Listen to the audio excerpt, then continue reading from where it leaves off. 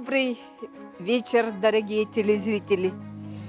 Сегодня на берегу реки Лена мы будем разговаривать о киргизском писателе Чингизе Тарикуловиче Айтматове.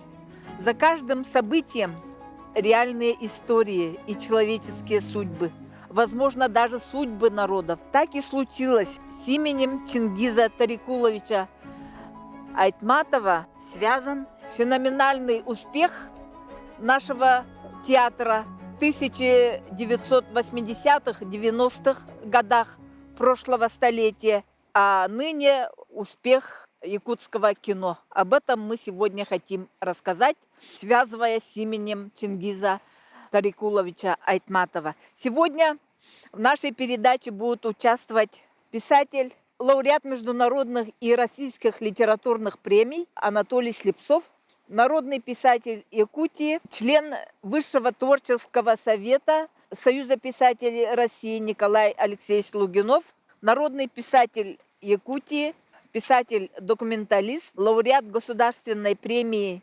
Якутии имени Платона Алексеевича Аюнского Семен Андреевич Попов, Тумат, и кинорежиссер Александр Лукин. Чингиз Тарикулович Айтматов.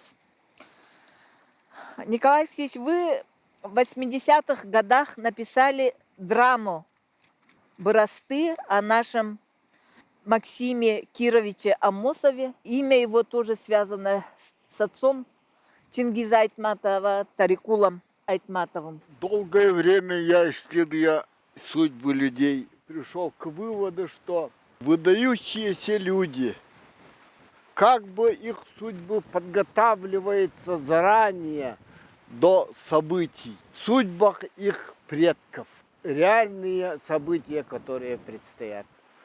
Так хочется думать. Максим Амосов, когда он организовывал союзную республику Киргизской ССР, он выбрал вторым секретарем Тарикула Айтматова, отца Чингиза Айтматова. И надо же случиться так, что судьбы этих людей переплетены. И затем оказалось, что Чингиз Айтматов, много его произведений были переведены на якутский язык. С самого начала, якутские писатели почему-то его сразу заранее выделили.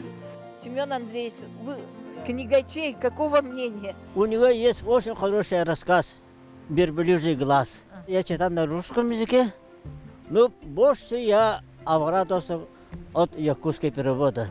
Перевод Василия Годера. Очень хороший перевод. Единичный такой, очень глубокий, очень хороший, уже правдивый перевод. От одного повести я 2 раза обрадовался. Настоящий писатель рождается для счастья национальных литератур. Чингиз Айтматов до сих пор обогащает нашу театральную культуру, наш образ. Я прочел «Белый пароход». О, хорошая повесть, вот такая хорошая повесть. На основе этого парохода я увидел такую связь с своими повестями. Это вот такая удивительная связь у Чингиза Айтматова. И вот поэтому настоящие писатели рождаются для счастья национальной литературы. Кстати, в этом году еще тоже вышла якутская картина, вот «Белый пароход», экранизация. Играют якутские актеры, а режиссер был из Москвы. И вот недавно мы участвовали на фестивале в Чукотке, и этот фильм «Белый пароход» взял гран-при Чукотского фестиваля. Меня вот очень глубоко тронула повесть «Первый учитель» о судьбе, вроде бы, с одной стороны, маленького человека, да, который неожиданно для окружающих взял на себя роль первого учителя, который учит детей грамоте в бедняцком районе, маленьком селе. Как все он там организовывал, как все начинал, какие последствия от его такого вроде бы безумного поступка, какую роль он сыграл в становлении науки всего народа. Самое странное, что ушел в тень и даже стал посмешищем для односельчан, которые на самом деле не знали о его подвиге. Школа Дюйшена, так и пригород называют, оказывается. Ага. Как и великие классики, вот Чингиз Айтматов в этой повести показывает роль маленького человека, возвышает его и в то же время показывает, как неблагодарные односельчане принизили его роль. Но в конце концов отголоски его брошенных зерен все-таки дошли до настоящих читателей. В детстве тоже смотрел фильм «Белый пароход». По-моему, Казахфильм снял этот фильм по произведению Чингиза Айтматова. Его Манкурт уже стал, наверное, на мировом уровне нарицательным таким героем, которого он вывел в своем произведении. В Сахатеатре поставлено несколько его произведений, в том числе «Материнское поле». В выдающемся переводе, надо сказать, Дмитриева. Очень хороший перевод и очень хорошая постановка. Материнское поле в репертуаре театра 70-х годов Да, 20 да. века. Да. И долго не сходил со сцены.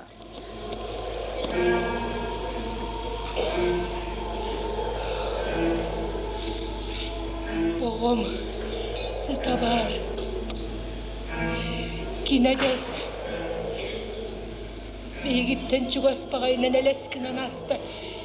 Meni de kılgaz tügenge kineni çok kaydı gördüm. Battaktıra, tığ görelli bitter. Otan sinyalin tellaktıra, doğru köter kınatın kurduk telinle heller.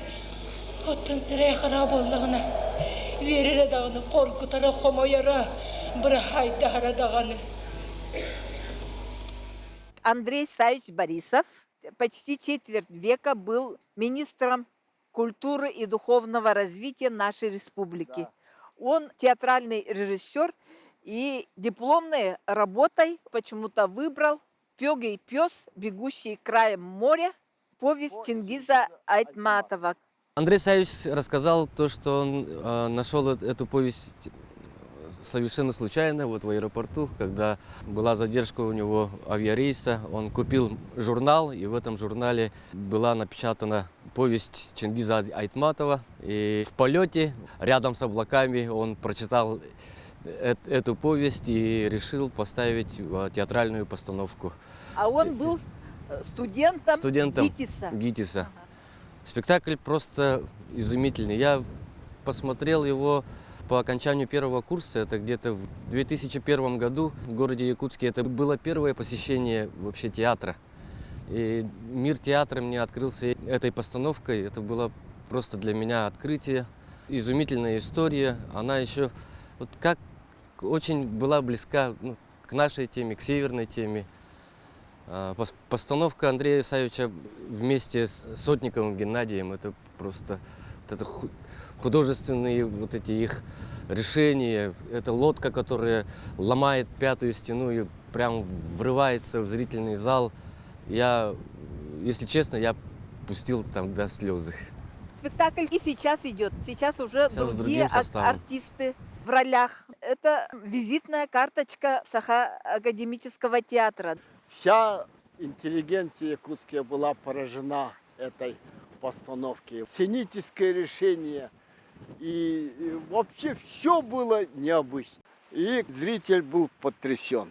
Это был 1982 год или 3 да, год? Потом этот спектакль получил очень большое одобрение русского зрителя.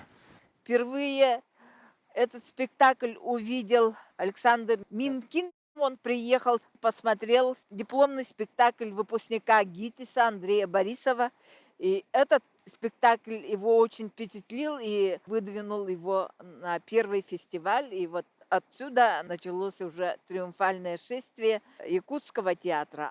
Осенью 1983 года Министерство культуры РСФСР попросила меня поехать в Якутск, выбрать спектакль для фестиваля, который в 1984 году должен был состояться в Хабаровске. Я прилетел в Якутск и стал ходить смотреть спектакли русского драмтеатра. Это было ужасно. И вот на следующий день мне уже надо улетать. Вечером ко мне в гостиницу приходит парень незнакомый, молодой, и говорит: вот я режиссер, у меня есть спектакль, прям вот точно для фестиваля, возьмите его. Я говорю: я не могу, не глядя. Завтра я улетаю днем, покажите мне утром хотя бы 2-3 сцены. Я прихожу в театр, я сажусь, на сцене лодка, люди в национальных костюмах, я в портере, а лодка носом к портеру. И рабочие сцены за веревки, невидимые нам, конечно, оттянули лодку к заднику и отпустили. И она полетела над головой. И музыка вот эта, и морское все. Вот так, как будто волна ее подняла. Мороз по коже. Я думаю: боже ты мой, какая красота. Какое решение потрясающее. Вот это.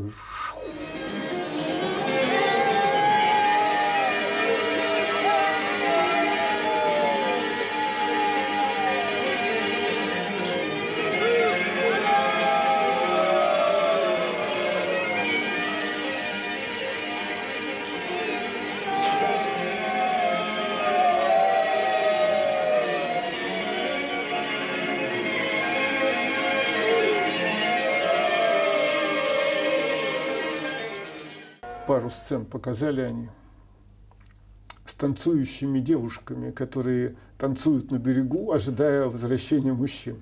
Очень впечатляюще. Я еще потом Андрея Борисова, я говорю: слушай, как они танцуют у тебя, это очень интересно. Он говорит: а как же ты думал, должна танцевать женщина, чтобы мужчина при минус 50 задумался о том, чтобы как-то раздеться. Вот такая была история. И я, конечно, понял, что это абсолютно годится.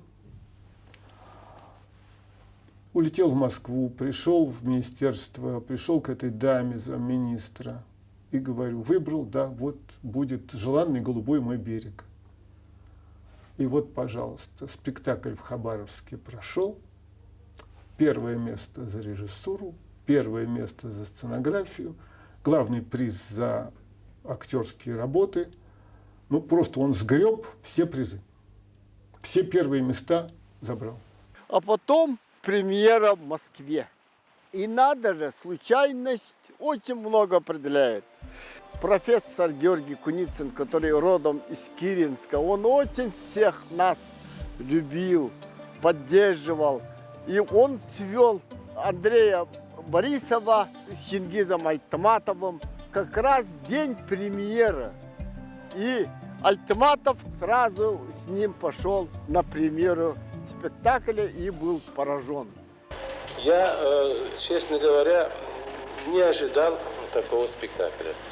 В журнале «Театр», вот мы с женой как-то прочли великолепно хорошую рецензию. Ну, мы думали, что рецензия, видимо, театр, журнал хочет поддержать Якутский театр. Ну, что я должен сказать? Значит, я не предполагал, хотя было много разных попыток, предложений, особенно со стороны кинематографистов.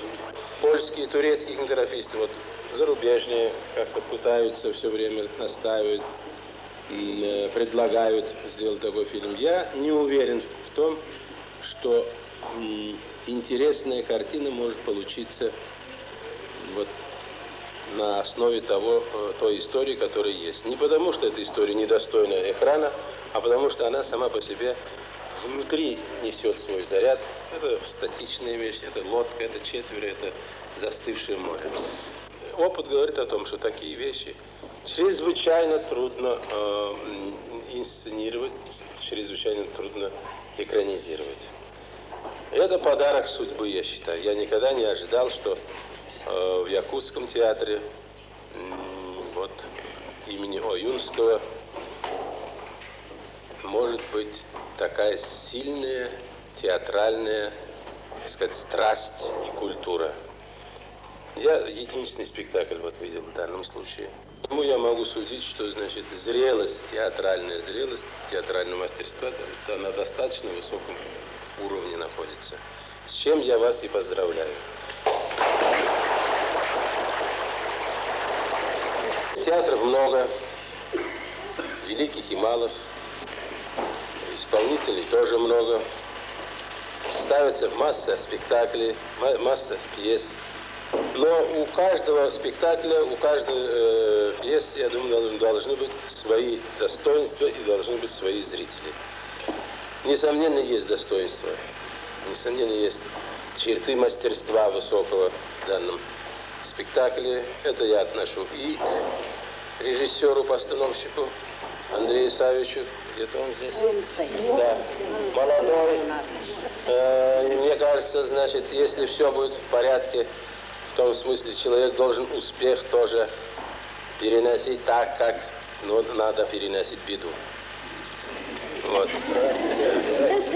Значит, если он все это, значит, правильно поймет, для себя сделает правильно, значит, ему впереди светит интересная, яркая звезда театральная. На якутском языке, увидев спектакль, он очень был доволен. Это большое счастье для якутского народа, для наших актеров и наших режиссеров и наших постановщиков. Это очень большое счастье. Поставить можно, но обрадовать самого Чингиза Айтматова дело трудное. Ну, наши добились. Когда состоялась премьера в Москве, это был подлинный взлет театра. Грузинские актеры восприняли этот спектакль удивительно и высоко оценили, и они представили к государственной премии СССР. Андрей Савич еще рассказывал то, что он хотел еще все это выбросить. Он не верил, что дадут, и просто думал, что это бесполезно, хотел выбросить документы. Но милиционер задержал. Это история маленького народа Нивхов. Этот сюжет передал Чингизу Айтматову, киргизскому писателю, нивский писатель Владимир Санги, Да. а поставил якутский режиссер.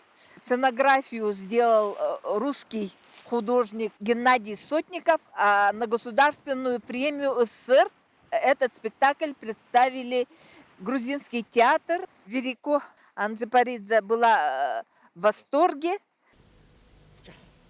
Пора. Я свое пожил. Сила уходит. Я хочу сам. Не удерживай. Вы еще продержитесь. Там есть еще немного воды.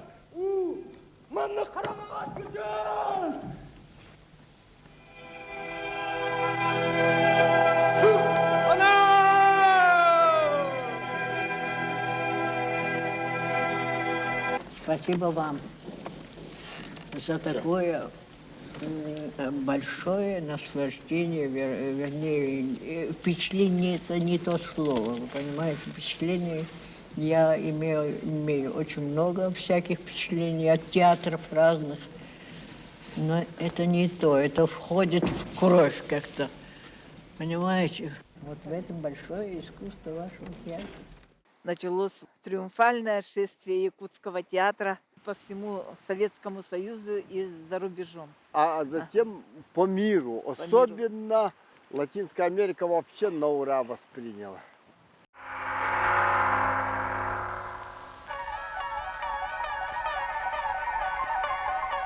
У якутского театра получилось все. Прекрасное и оформление, и музыка, и режиссура. Таково мнение автора, народного писателя Киргизии Чингиза Айтматова.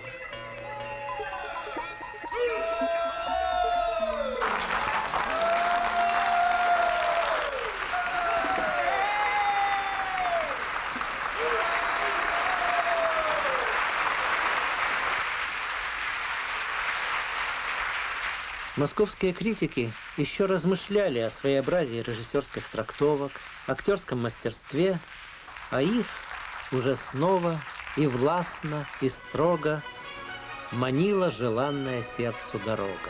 И дали искусство, и родины дали, Их новая встреча со зрителем ждали. Ведь зритель и друг, и первейший судья. Так будь же вовеки крылатой ладья. Сказать, что Айтматов, он только киргизский писатель, это мало сказать. Он, скорее всего, писатель мирового уровня. Его произведения, та же «Плаха», допустим, о человеческих судьбах, они актуальны и по сей день. Даже и для будущих поколений тоже останутся, наверное, лучшими произведениями. Айтматова переводила Анна Дмитриева, ваш переводчик Николай Алексеевич. Для меня это некое счастливое провидение. Анна Дмитриева, я считаю, великая переводчица. Получилось так, что перевела романы «Амматтигия. Весенняя пора» на русский язык и роман «Беда». Как бы случайно она согласилась перевести повесть «Тастумус», мою повесть. Где мы сидим? Да. Она оказалась первой переводчицей Чингиза Айтматова. Вот эти первый учитель, первых его повести. Затем она уговорила его писать самому на русском языке без перевода. Получилось так, что она меня выбрала из многих, и «Тастумус» она перевела. В это время Чингиза Айтматова назначили главным редактором журнала «Советская литература», которая выходила на многих языках одновременно. На все славянские языки, на все вот европейские языки, английский, немецкий, французский, китайский. И эта моя повесть была переведена почти на всех основных языках. За нее дали мне премию. Международную премию. Алжир на перекрестках культур мира. Перевод на французский язык. А вы Вот сами были знакомы с Чингизом? Конечно, он меня считал своим воспитанником. Но мы расходились по каким-то основным убеждениям. И когда я начал писать о Чингисхане, он услышал это и сказал: «Коля, у тебя великий талант. Не губи свой талант на этого злодея». А я уже первую книгу заканчиваю. И это означало то, что я уже военный человек, как это, с армии дезертировать или как. Поэтому я никак не мог выполнить просьбу, повеление своего учителя. Он близко, оказывается, думал обо мне. Писаться заставляет человека задуматься. Искал путь к жизни. Ну, конечно, не веселая повесть, но все-таки судьба не покидает хороший человек, и все-таки его спасает 50. А Гугук? Главная идея этой повести – это семейные ценности. Вот семья. Мальчика выводит на первую охоту его отец, его родной дядя, его дедушка и этот мальчик. И случилась беда, что они остались в море, заблудились в тумане. И выбор между жизнью и смертью. И добровольно эти мужественные люди, жители морского побережья, выбирают, кому уйти с этого мира, чтобы сохранить жизнь семьи. А в семье самое ценное – этот мальчик. Он должен выжить. Сначала дед уходит, потом дядя, последним уходит его отец. Перед этим они уходят очень тихо. Тихо, вот как-то мужественно. Вот это в этом Оставляя глоток воды. воды кириску, маленькому мальчику, который все-таки спасся. И он смысл семьи. Это жестокий выбор между жизнью и смертью. Это великая притча. После этого спектакля Саха-театр уже ставил большие эпохальные произведения наших классиков. Мы рассказывали о Алексее Елисеевиче Кулаковском. Его произведение «Сон шамана» тоже был поставлен на сцене Саха-театра. Произведение основоположника советской якутской литературы Платона Алексеевича Аюнского ставились на сцене Якутского театра. Надеемся, что, как и Владимир Солоухин, кто-то воскликнет когда-нибудь. Это тоже великий гений, где вы его так долго прятали. И по произведениям Платона Аюнского на сцене Саха-театра были поставлены «Дитя человеческое» Дорогунов о любви. Был поставлен спектакль «Улу Кудангса», великий спектакль. И вторую государственную премию Саха-театр получил за «Короля Лира». Перевел Сава Тарасов. Настолько хороший перевод, что он заложил традицию перевода театральных спектаклей. Актеры получили государственную премию России. Сначала в 80-х годах прошлого столетия государственную премию Советского Союза, потом к концу 20 века получили государственную премию Российской Федерации. Анатолий, вы сейчас оценили повесть Чингиза Айтматова, а вот спектакли, воплощение его идей на сцене театра. Для меня в то время человека далекого от литературы было загадкой, как киргизский писатель смог написать о северном народе такое произведение. Я тогда и не знал, что ему тему дал Сангиб. Как он прочувствовал менталитет северных людей, для меня все равно до сих пор остается загадкой. По поводу переводов, точность и емкость перевода, наверное, играют большую роль. И то, что впоследствии писатель сам начал писать на русском, тоже обогатило его произведение. То, что он работал на своем родном языке, потом начал писать на русском, и это расширило круг его и читателей, и почитателей. И самого автора тоже, наверное, раскрыло какие-то преграды, какие-то границы расширила. То, что переводчица была дотошная и образованная, с большим кругозором, тоже было удачей Чингиза Айтматова. Николай Алексеевич, я слышал, что наш народный писатель Аммат Чирья воскликнул, почему мы не радуемся, по поводу чего было. Это было, когда за повесть «Тас Тумус» мне дали международную премию, и когда он правление услышал, очень воодушевился. Какая удача! И почему мы не радуемся по этому поводу? Почему мы не делаем застолий? Я был молодым человеком, но я был, видимо, очень таким самоуверенным, что все у меня впереди. Я потом получу и не то, все премии я получу. Я особого значения не придавал. На самом деле, оказывается, это была первая международная премия якутской литературе. Обком партии должен был преподнести как какое-то событие, но нет. Даниловы были не очень в тренде, как их воспитанник. Я не был желательным героем того времени. Даже в библиотеке не отметили совершенно.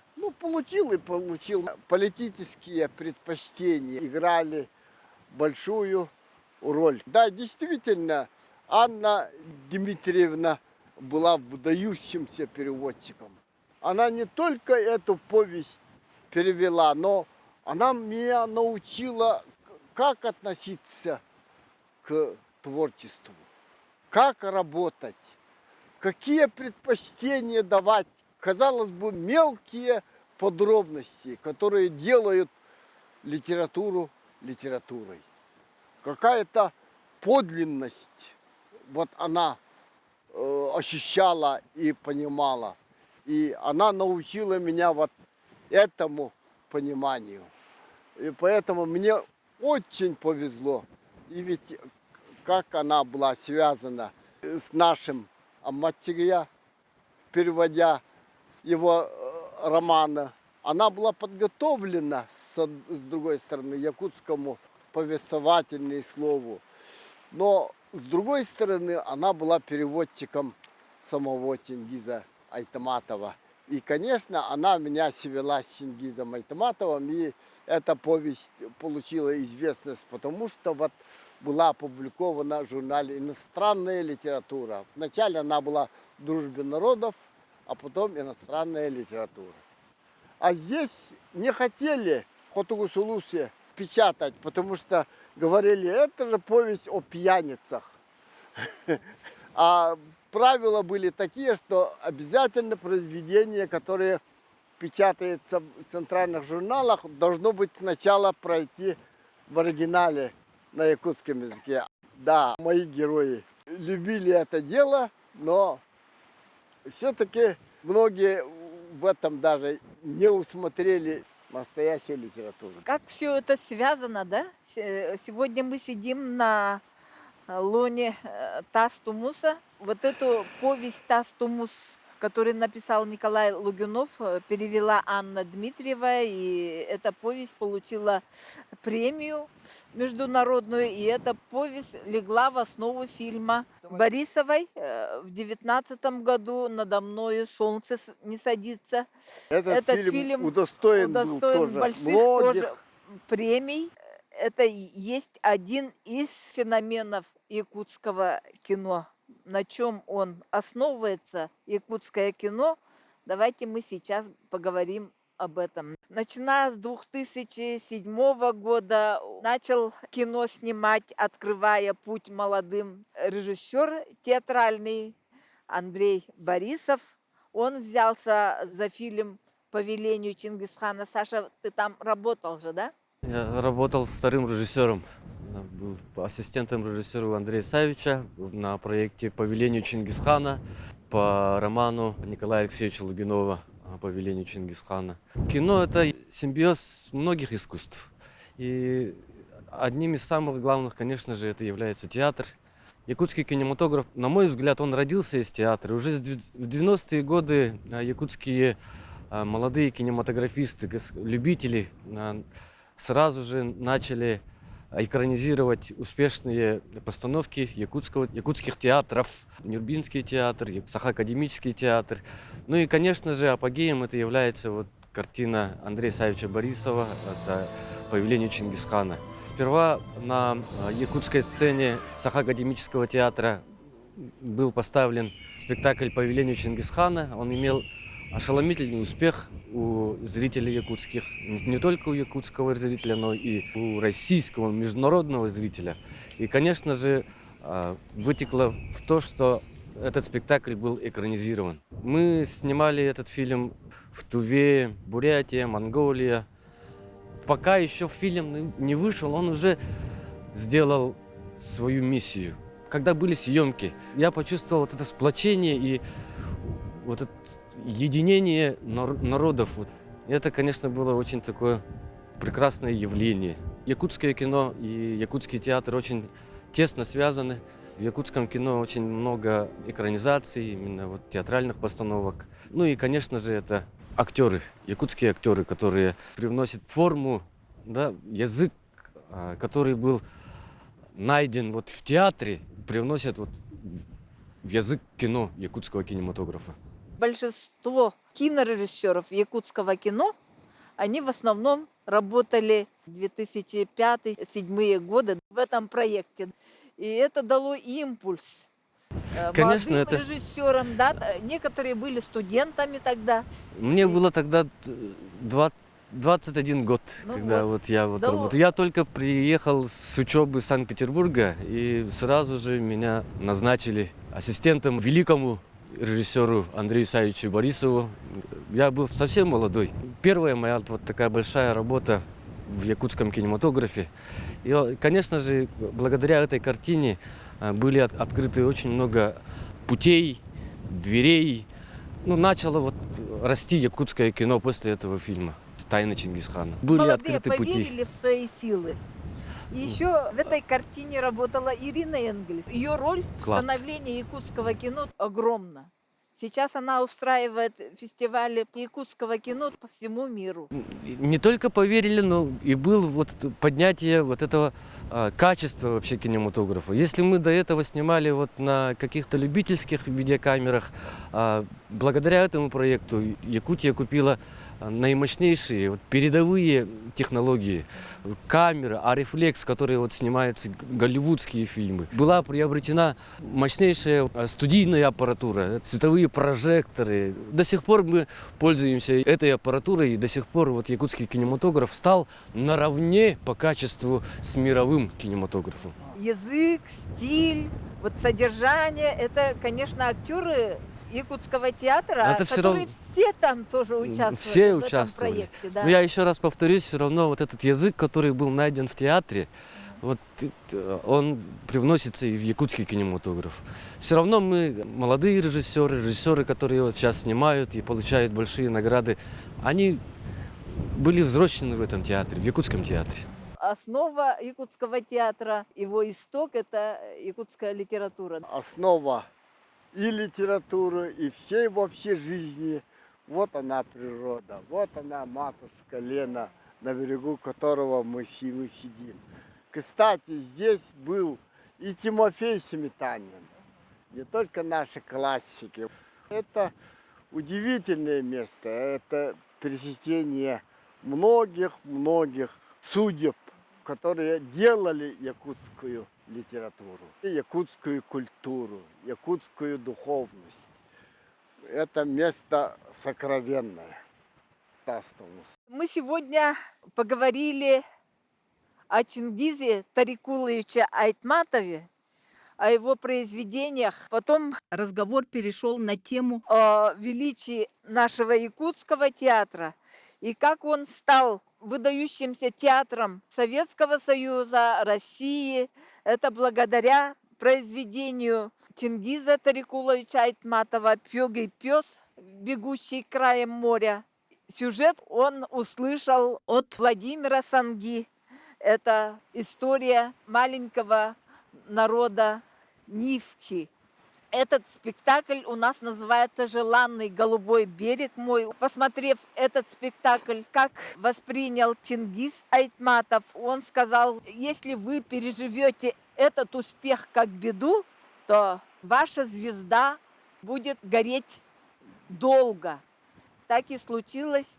Саха-академический театр имени Платона Аюнского ставил великолепные спектакли и завоевал много-много больших премий, в том числе государственную премию Советского Союза, потом государственную премию Российской Федерации за спектакль «Король Лир».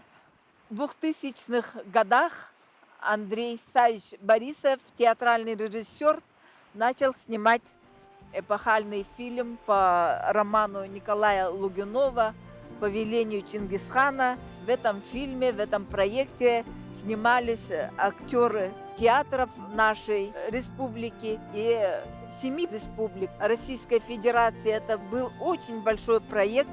И в этом проекте работали, кто студентами проходил практику, кто помогал Андрею Савичу Борисову, учились, смотрели, как снимается фильм, и поверили в свои силы. Уже снимают свои самостоятельные фильмы, которые удостаиваются больших киношных наград. Так и, мне кажется, состоялся феномен нашего якутского кино. Вот видите, как у нас воспринимается Чингиз Айтматов.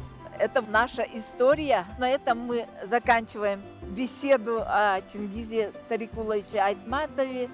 Спасибо за внимание. До следующих встреч.